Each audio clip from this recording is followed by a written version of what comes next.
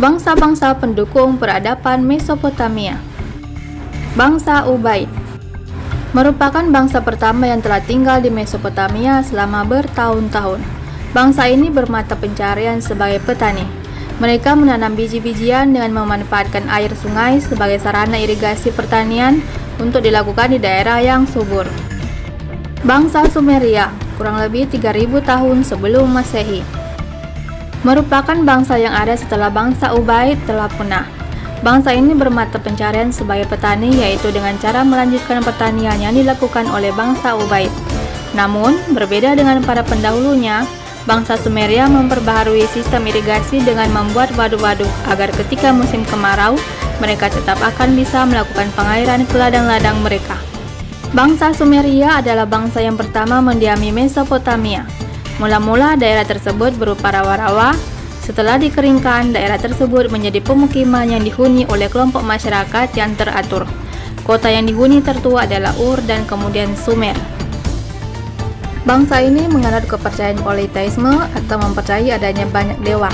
Dewa-dewa tersebut antara lain Uruk, dewa langit, Nippur, dewa bumi, dan Eridu, dewa air. Tempat untuk memuja para dewa disebut adalah Ziggurat. Bangsa Sumeria juga sudah mengenal tulisan, yaitu tulisan paku. Kebudayaan bangsa Sumeria akhirnya berakhir setelah pada tahun 2350 sebelum Masehi diserang oleh bangsa Akkad di bawah pimpinan Sargon. Bangsa Akkad adalah rumpun bangsa Semit. Bangsa Akkad kurang lebih tahun 2350 sebelum Masehi. Mesopotamia dikuasai oleh bangsa Akkadia setelah berhasil mengalahkan bangsa Sumeria. Pemimpin bangsa Akkadia adalah Raja Sargon, memiliki Agade sebagai ibu kotanya. Dari segi kebudayaan bangsa Akkadia meniru kebudayaan bangsa Sumeria yang sudah maju, sehingga berkembanglah budaya baru yang disebut budaya Sumer Akkad, berbahasa Semit.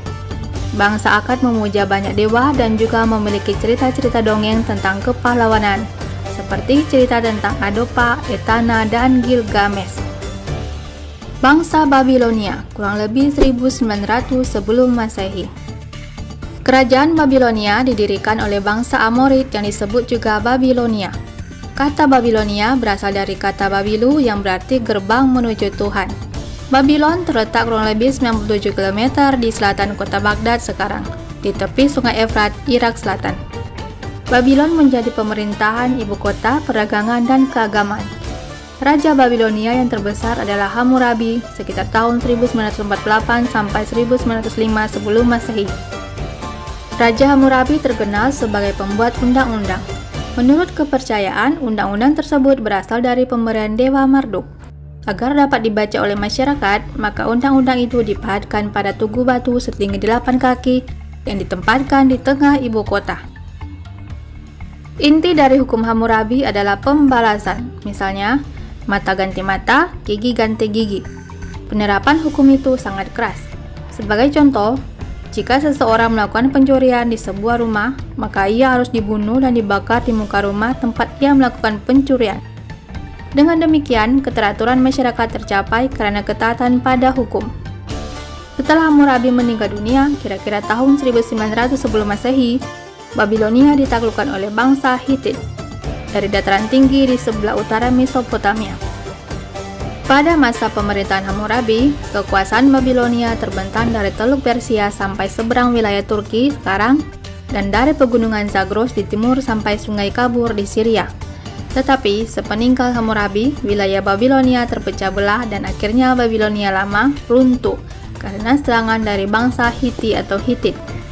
Selanjutnya, Mesopotamia diduduki dan diperintah oleh bangsa Kasi atau Kasid. Bangsa Assyria, kurang lebih 1200 sebelum Masehi.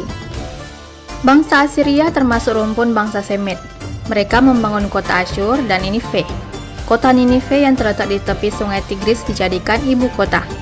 Pemerintahan bangsa Assyria bercorak militer. Bangsa Assyria digelari sebagai bangsa Roma dari Asia.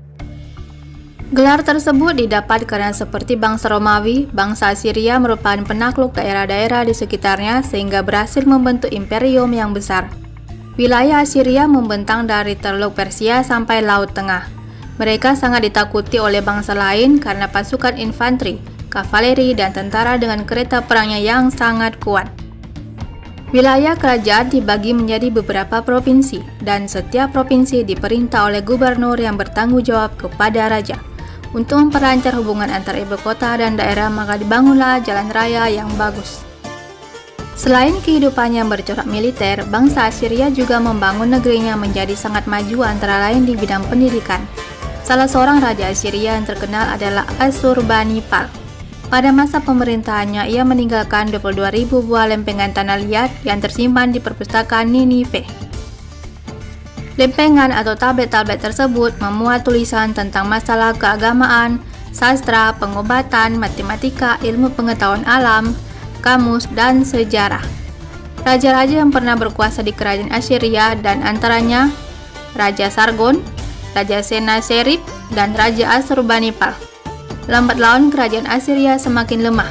Hal ini diketahui oleh bangsa Kaldea yang berkembang di daerah Mesopotamia Selatan atau bekas kekuasaan kerajaan Babilonia lama. Bangsa ini menyerang kerajaan Assyria. Pada tahun 612 sebelum Masehi, ibu kota Ninive berhasil dikuasai sehingga mengakibatkan runtuhnya kerajaan Assyria.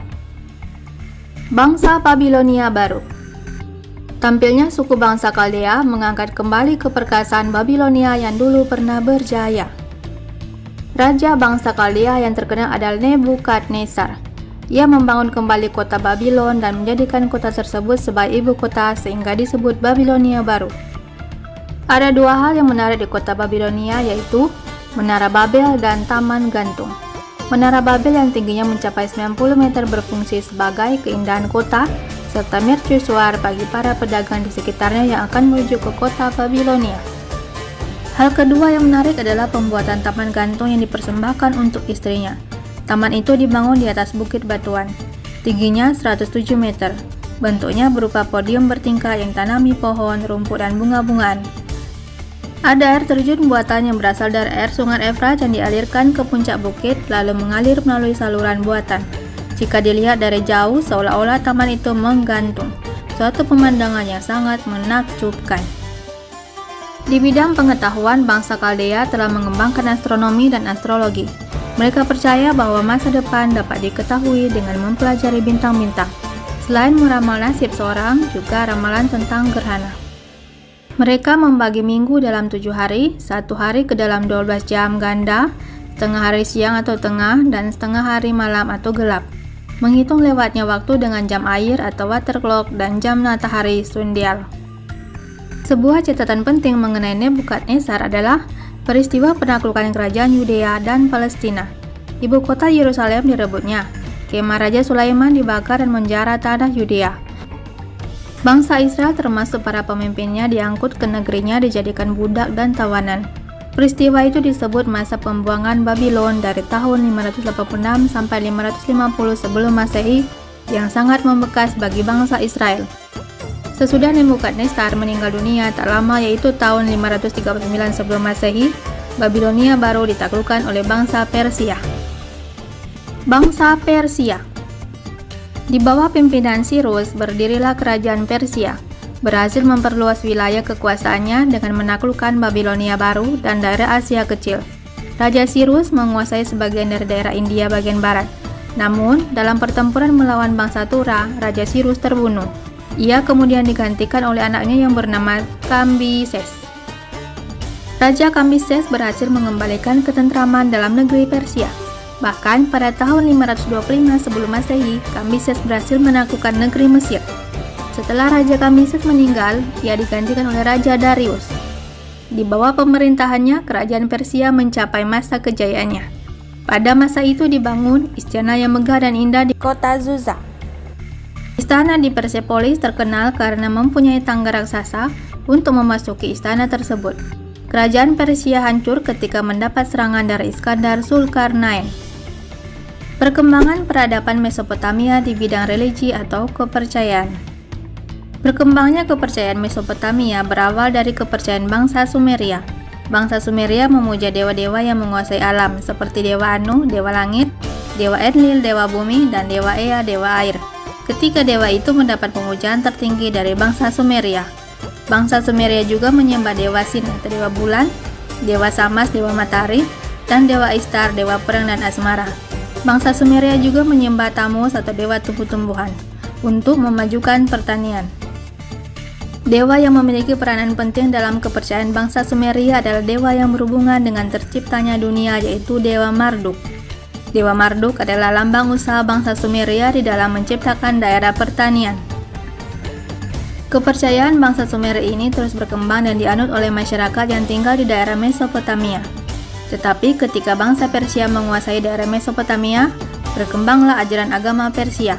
Kitab suci Avesta ini merupakan firman dewa dengan perantara nabi diturunkan kepada bangsa Persia. Pada masyarakat bangsa Sumeria terdapat kepercayaan bahwa manusia setelah mati akan hilang. Hal ini dijelaskan dalam cerita Gilgamesh. Cerita itu pada hakikatnya mempunyai kesimpulan bahwa hidup abadi di dunia ini tidak ada.